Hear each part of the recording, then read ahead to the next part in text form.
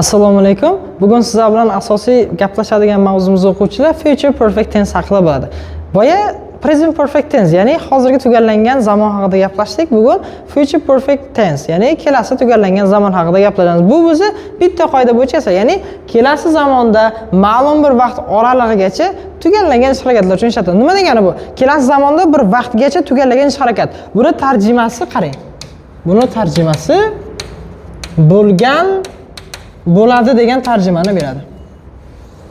Men ustoz sizga va'da beraman, bugun kechgacha barchaga vazifalarimni qilib bo'lgan bo'laman. Men 2027-yilgacha sertifikat olib bo'lgan bo'laman. Ustoz, men keyingi haftagacha bergan hamma lug'atlaringizni yodlab bo'lgan bo'laman. Yoki men soat 10 gacha nima desam, men 10 gacha ona siz aytgan ishlarni hammasini qilib bo'lgan bo'laman. Nimadir bajarib tugatib bo'lgan bo'lasiz. Men ertagacha mashinani tuzatib bo'lgan bo'laman. Yo bugun kechgacha men xonani bo'yab bo'lgan bo'laman. Hozir men yarim soatdan keyin barcha future perfect zamonini video qilib videoga olib bo'lgan bo'laman. Siz bo'lsa mana shu zamonni 10 minut ichida ko'rib bo'lgan bo'lasiz. Ana shunday. Ya'ni kelasi zamonda tugallangan ish harakatlar uchun ishlatiladi. Ketdi. Endi yasalishlar haqida sizlar bilan gaplashamiz. Affirmative darak shakli agar ega qo'ysangiz, egadan keyin to'g'ridan-to'g'ri have qo'yib, have ga fe'l 3, noto'g'ri fe'llar jadvalda id bo'lmasa id qo'ysangiz, bu present perfect edi. Lekin o'rtaga bittagina will qo'shsangiz, shall qo'shsangiz ham bo'ladi, future simple past. Shall yoki will qo'shadigan bo'lsangiz, bu kelasi tugallangan zamon bo'ladi. Bitta will qo'shib qo'yasiz yoki have qo'shib qo'yasiz, tugallangan zamon bo'ladi. Endi yozaman I will have finished. Tarjimasi men tugatib bo'lgan bo'laman degani. Qarang, I have da o'zi bo'lsa, men tugatib bo'ldim, I will have finished bo'lsa, tugatib bo'lgan bo'laman. Yoki he will have slept. U uxlab bo'lgan bo'ladi. Yoki we will have fixed. Biz tuzatib bo'lgan bo'lamiz. Yoki they will have started, they will have taken, ular olib bo'lgan bo'ladi. Will have village, will have village, will have village yoki I bilan we ga shall have village qo'ysangiz ham bo'ladi. Endi inkor shakli yordamchi fe'lga bittagina not inkor yo'qlamas qo'shib qilaysiz. Qani yozamiz bunga ham? Subject plus will yoki shall not qo'yiladi.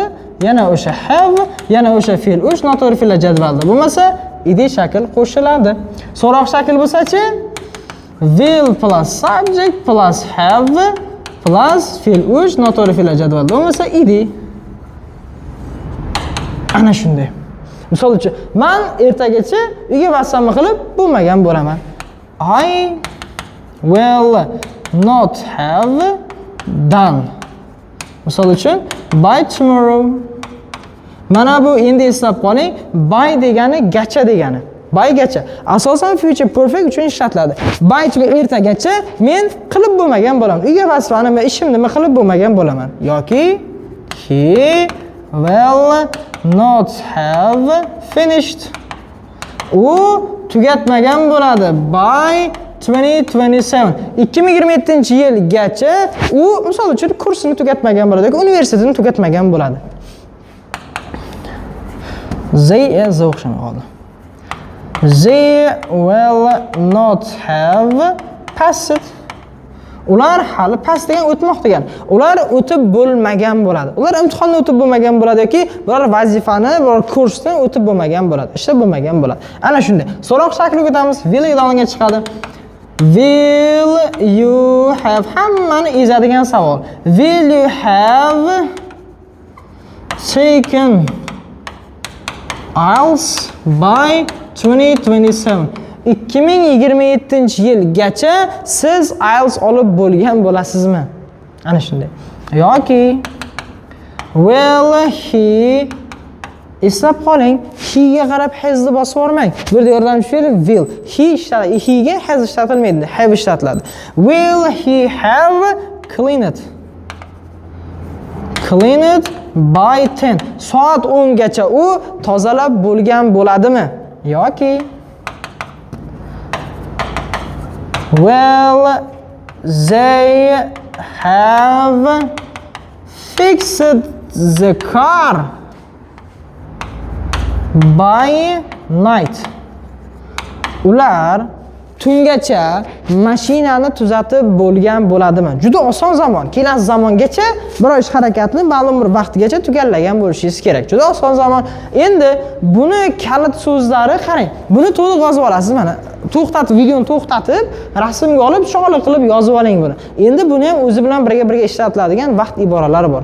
Bitta qarang. Mana buni sal nima qilamiz?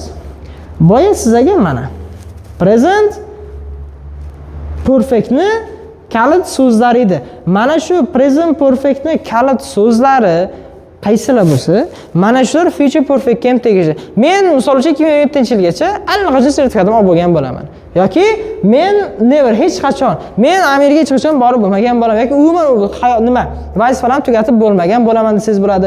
Yoki for men 10 yildan beri Moskvada yashagan bo'laman, ya'ni o'sha kelajakda hali. Mana shularni future perfect ga emishsiz bo'ladi. Va future perfect bilan asosan boya ko'rganimizda by ko'proq o'shada bygacha, by tomorrow ertagacha, by 2027 27-yilgacha, by night yoki tungacha, like shunaqa. Ular bilan ishlatadi. Zo'r. Juda oson zamon. To'liq buni tushunlaringiz degan umiddaman. Ko'taramiz mana. Yes, mana shu zamon esdan chiqarmanglar. Har bitta zamonga kurtoy qilib gaplar tuzib oling. Bu ertaga albatta zo'r yordam beradi.